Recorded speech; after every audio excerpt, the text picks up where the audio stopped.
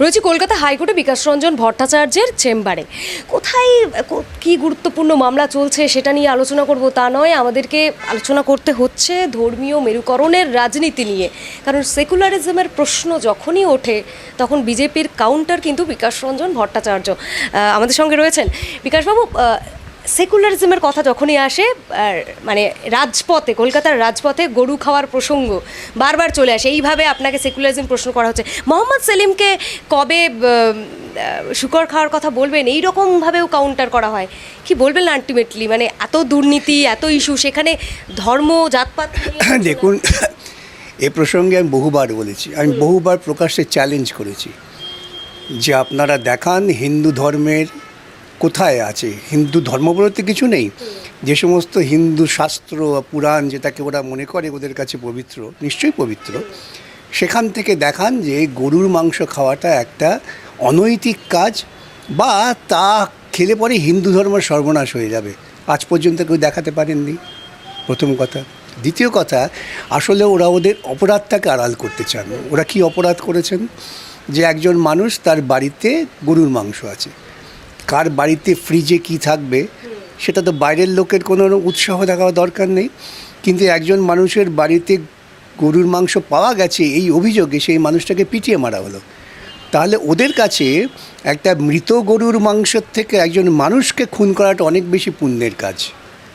তো এই ধরনের অমানবিক যারা, বা এই ধরনের পশুবৃত্তি যাদের, তাদের বিরুদ্ধে প্রতিবাদটা কীভাবে করতে হয়? প্রতিবাদটা করতে হয় এটাই যে গরুর মাংস খাওয়াটা কোনো অপরাধ নয়, এবং সেটা উচ্চবর্ণের ব্রাহ্মণদের খাওয়ারই যোগ্য ছিল। সেটাই আমি প্রমাণ করেছি প্রকাশ্যে, ধর্মতলায়, গোপনে না। ওদের মতো লুকিয়ে লুকিয়ে গরুর মাংস বিফস্টেক খেয়ে তারপর বাইরে এসে বলবো গরুর মাংস খাবো না। ওরা কেন পারছেন না? ভারতবর্ষের গরুর মাংস রপ্তানিতে প্রচুর আমদানি হয়। ওরা এতই যদি গরু প্রীতি হয়, তা গরুর মাংস রপ্তানি বন্ধ করছেন না কেন?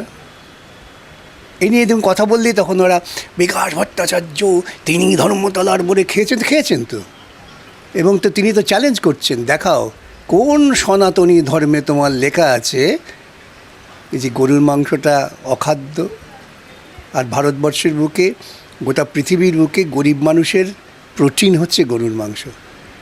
বিজেপির বহু অঞ্চল আছে যেখানে তারা মানুষকে ভুল বুঝিয়ে ক্ষমতা এসেছেন, সেখানের মানুষ গরুর মাংস খান। আসলে ওরা চায় ব্রাহ্মণ্যবাদকে প্রতিষ্ঠা করতে। চতুর্বর্ণং মায়া সৃষ্টং, একেবারে ব্রহ্মার মুখ থেকে নাক থেকে বেরিয়ে পড়েছে ব্রাহ্মণরা, আর সবাই হচ্ছে পদতলে। ওরা সেই ব্রাহ্মণ্যবাদকে প্রতিষ্ঠা করতে চান। তার বিরুদ্ধে আমি ক্ষুদ্র একজন প্রতিবাদী কণ্ঠ, তাই ওরা আতঙ্কিত আমাকে নিয়ে, তাই ওদের ভয়, আর অন্য কিছু নয়। আপনারা হিন্দুদের নিয়ে হাসাহাসি মানে উপহাস করেন। এককালীন মানে এক সময় ছিলেন সিপিএমের শঙ্কর, তিনি বলছেন অধঃপতন যদি মানুষের হয়, অধঃপতন হলে পরে তাকে একদম পড়তে পড়তে নর্দমায় যেতে হয়। তাই হয়েছে শঙ্কর ঘোষের। তো তাকে নিয়ে তো নতুন করে কিছু বলার নেই। তিনি কি যাওয়া মানে নর্দমায় যাওয়া? একেবারে। কমিউনিস্ট পার্টি থেকে যদি কেউ বিজেপিতে যায় তাহলে আমার মতে আগে নর্দমায় যাওয়া।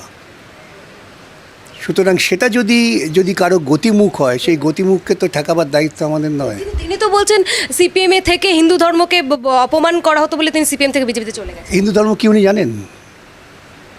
বলুন তো হিন্দু ধর্মটা কি, এবং কি করে হিন্দু ধর্মকে অপমান করা হয়েছে বলুন তো? আমরা সবসময়ই ব্রাহ্মণ্যবাদের বিরুদ্ধে, আমরা সবসময়ই স্বৈরাচারের বিরুদ্ধে, এবং সবসময়ই আমরা সংখ্যাগরিষ্ঠ একনায়কত্বের বিরুদ্ধে। সেটা শঙ্করবাবুর হয়তো মনে হয়েছে হিন্দুদের বিরোধিতা করা, তোর মনে হতেই পারে। তা উনি এখন হিন্দু রক্ষার্থে এক নর্দমায় চলে গেছেন, সেখান থেকে চেঁচাচ্ছেন হিন্দু বাঁচান, হিন্দু বাঁচান না।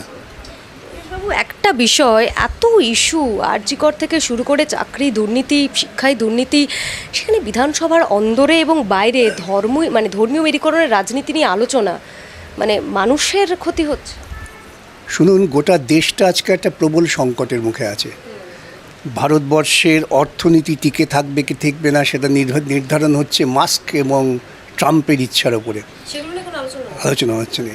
প্রধানমন্ত্রী বসে আছেন, আমাদের বিদেশমন্ত্রী বসে আছেন, সেই সময়ে ভারতবর্ষের নাগরিকদের হাতে হাত করা বেঁধে, পায়ে শেকল বেঁধে পাঠিয়ে দেওয়া হচ্ছে দেশে। একটা প্রতিবাদী কণ্ঠ নেই। পাশাপাশি ছোট্ট দেশ কলম্বিয়া, তার প্রেসিডেন্ট কিন্তু ট্রাম্পকে বলেছেন আমার নাগরিককে আমি বুঝবো। মেক্সিকো, সেখানকার যিনি প্রেসিডেন্ট হয়েছেন, মহিলা প্রেসিডেন্ট, তিনিও ধমক দিয়েছেন ট্রাম্পকে। আর আমার দেশের প্রেসিডেন্ট এবং আমার দেশের প্রধানমন্ত্রী, সর্বোচ্চ ক্ষমতাধারী বিদেশমন্ত্রী, এরা সেখানে গিয়ে ট্রাম্পের কাছে অনুনয় ভিক্ষা করতে গিয়েছিলেন। এর থেকে বড় অপমান দেশের পক্ষে কিছু হতে পারে? আজকে শেয়ার মার্কেটে ধস, মানুষের জমিয়ে রাখা গরিব মানুষের পয়সা, পেনশনারদের পয়সা উধাও হয়ে যাচ্ছে। আর তখন প্রধানমন্ত্রী তিনি গিয়ে আম্বানির সাজানো চিড়িয়াখানায় সিংহের সঙ্গে বাক্যালাপ করছেন। এই যে দেশের এই ব্যাপক সংকট, এই সংকট থেকে মানুষকে ভুলিয়ে রাখবার জন্য সবচেয়ে বড় সুরসুরির জায়গা হচ্ছে ধর্ম। ঠিক এই কাজটাই ব্রিটিশরা করেছিল। যখন ব্রিটিশ সাম্রাজ্যবাদের বিরুদ্ধে মহাবিদ্রোহ শুরু হলো, সিপাহী বিদ্রোহ থেকে শুরু করে টানা যে সংগ্রাম হয়েছে, সেই সমস্ত সংগ্রামকে ব্রিটিশরা বারবার পর্যুদস্ত করেছেন হিন্দু মুসলমান করে, এবং তারাই জন্ম দিয়েছেন আরএসএস এবং মুসলিম লীগের। তারই অভ্যর্থ পরিণতি দেশভাগ। সুতরাং আজকে আমি বলি তো, অস্পষ্ট অভিযোগ, এই দেশের সংকটময় মুহূর্তে যারা ধর্ম করছেন তারা দেশদ্রোহী,